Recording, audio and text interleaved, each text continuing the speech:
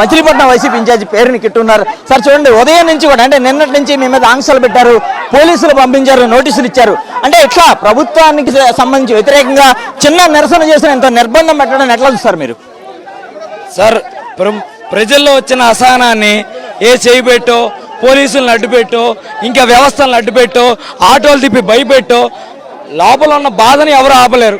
ఈరోజు జరుగుతున్న విధ్వంస పాలన బట్టి ఇంతమంది బయటకు వస్తున్నారు.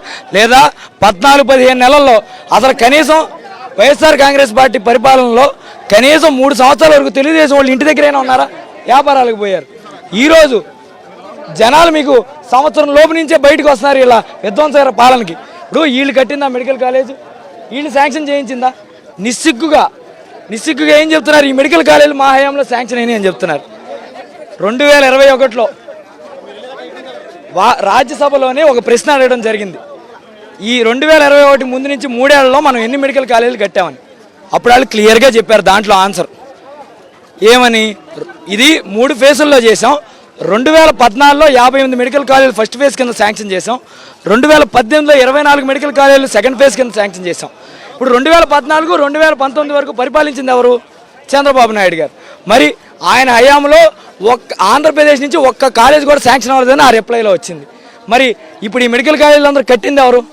అలాగే ఈరోజు మేము ఎందుకు వెళ్తున్నాం అంటే, మొన్న హోంమంత్రి గారు అసలు మెడికల్ కాలేజ్ స్విమ్మింగ్ పూల్ లాగా ఉంది, మెడికల్ కాలేజ్ అసలు ఏం జరగట్లేదు అన్నారు. ప్రస్తుతం మెడికల్ కాలేజ్ స్టూడెంట్స్ ఉన్నారా? అక్కడ మెడికల్ కాలేజ్ ఉందా? నీళ్లు ఉన్నాయా? స్విమ్మింగ్ పూల్ ఉందా? అంతా ఆవిడ కళ్ళకట్టినట్టు చూపిస్తాయి కదా వెళ్తున్నాం. మేము ఎవరి మీద దాడి చేయట్లేదు కదా. కాబట్టి ఎవరు ఈ నిరసనని ఆపలేరనే తెలియజేస్తున్నాం. వైఎస్ఆర్సీపీ విద్యార్థి విభాగ నాయకులు ఉన్నారు. చెప్పండి, ఉదయం నుంచి కూడా ఇక్కడ అనేక ఆంక్షలు ఉన్నాయి. అంటే ప్రభుత్వం ప్రతి విభాగాన్ని కూడా ప్రైవేట్ పరం చేసేస్తున్న పరిస్థితి కనబడుతుంది. విద్యార్థులకు తీరని అన్యాయం కాదా ఇది? ఇది చాలా దుర్మార్గమైంది. ఎందుకంటే ఈ రాష్ట్రంలో జగన్మోహన్ రెడ్డి గారు 17 ప్రభుత్వ వైద్య కళాశాలని ఎస్సీ ఎస్టీ బీసీ వర్గాల కోసం 4250 సీట్లను ఈ రాష్ట్రానికి ఎన్ఎంసీతో మాట్లాడి తీసుకొచ్చారు. కానీ వాటిల్లో 10 కాలేజీలని ఈరోజు కూటమి ప్రభుత్వం ప్రైవేట్ పార్ట్నర్షిప్కి ఇస్తుంది. ఇది చాలా దుర్మార్గమైంది. ప్రైవేట్ పార్ట్నర్షిప్ వల్ల పేద వర్గాల విద్యార్థులకి ఎంబీబీఎస్ విద్య అందదు. జగన్ గారు పేదల కోసం ఆలోచిస్తే చంద్రబాబు నాయుడు కూటమి కార్పొరేట్ల కోసం ప్రైవేట్ కోసం ఆలోచిస్తుంది. ఈ ప్రైవేట్ పార్ట్నర్షిప్కి ఇచ్చే ఆలోచనని బినామీ ఆస్తుల్ని దోచిపెట్టే సందర్భాన్ని ప్రభుత్వం విరమించుకోకపోతే వైఎస్ఆర్సీపీ రాష్ట్ర వ్యాప్తంగా మరిన్ని ఉద్యమిస్తామని ఈ సందర్భంగా హెచ్చరిస్తా ఉన్నాం. ఇప్పుడు ఈ చేసే పని ఏంటిది?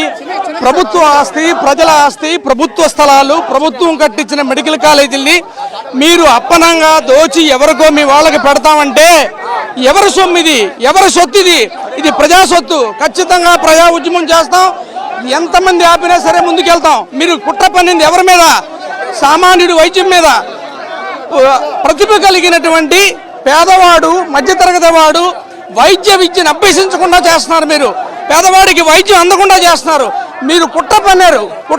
కుట్రలో భాగంగా ఈ రాష్ట్రం మీద మీ పగ తీర్చుకుంటున్నారు. ఇంత ప్రభుత్వ ఆస్తిని మీరు ఇలా చేస్తున్నారంటే చూస్తూ ఊరుకోవడానికి బాధ్యత గల ప్రతిపక్షంగా దేన్నైనా ఎదుర్కొంటాం. ఎంతవరకైనా ఎంత దూరమైనా వెళతాం. మీరు సంపద సృష్టిలో భాగంగా ప్రభుత్వానికి సంబంధించిన స్థలాలని, బిల్డింగ్ల్ని, అనుమతి చెందినటువంటి మెడికల్ కాలేజీల్ని మీ వాళ్ళకి ఇస్తున్నారంటే మీ వాళ్ళకే మీద సంపద సృష్టిస్తున్నారని ప్రజలకు ఎందుకు అర్థమైంది? ఈవేళ పిలుపు లేకుండా చూసారు ఎంతమంది వచ్చారో?